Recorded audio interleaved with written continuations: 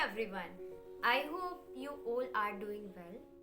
मैं अंजलि त्यागी और आज मैं एक नई टॉपिक को लेके आप लोगों के सामने हूँ। इस प्रश्न को शायद मुझे भी थोड़ा सा समझने में टाइम लगा।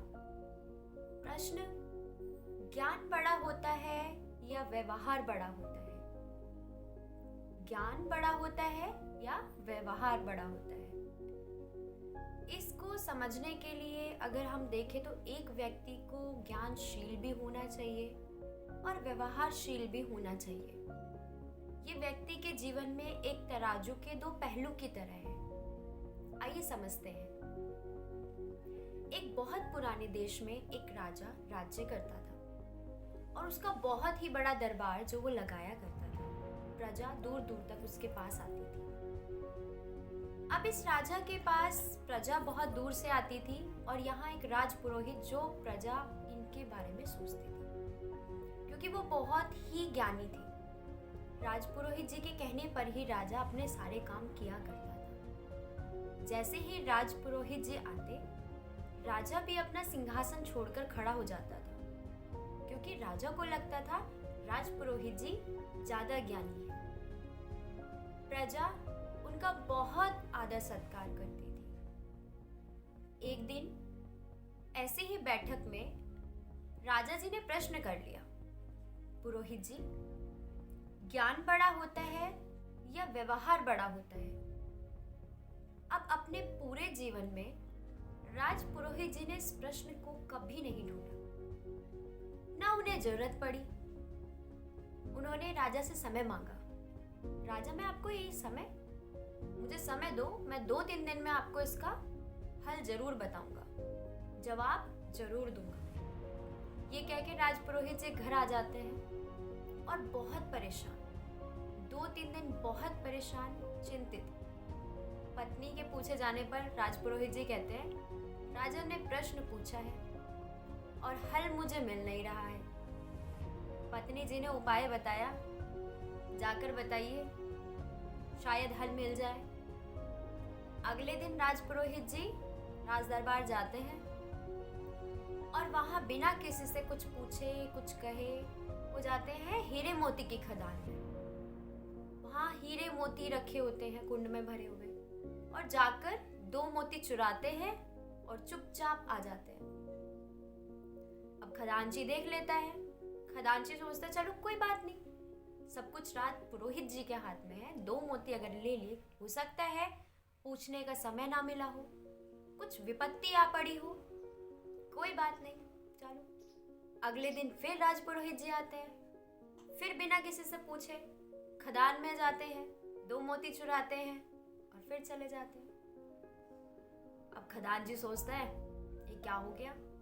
राजपुरोहित जी तो डेली आ रहे हैं, चुरा रहे हैं, चले जा रहे हैं, पूछ नहीं रहे हैं। अब उसको कुछ अजीब लगा, पेट में बात नहीं पची। अब जाता है दरबार में, राजा से सारी बातें बुलाते हैं। अब राजा सोचते हैं कि सारा तो राजपुरोहित जी के हाथ में ही दिया हुआ है, पर ऐसा क्यों कर रहे हैं, चोरी क्यों कर रहे हैं? मांग ले, दे दिया जाएगा। अब उन्होंने मंत्री जी को बुलाया। मंत्री जी, बात का पता लगाइए कि राजपुरोहित जी चोरी कर क्यों रहे हैं। अगले दिन राजपुरोहित जी फिर आते हैं, फिर 2 मोती चुराते हैं और फिर चुपचाप चले जाते हैं। इस बार मंत्री ने पकड़ लिया। दरबार में बोलता है, हाँ जी राजा, ये तो जरूर चोरी कर रहे हैं और ये 2-2 मोती चुरा रहे हैं और किसी से पूछ भी नहीं रहे और किसी को बता भी नहीं रहे हैं। अब राजा को गुस्सा आता है।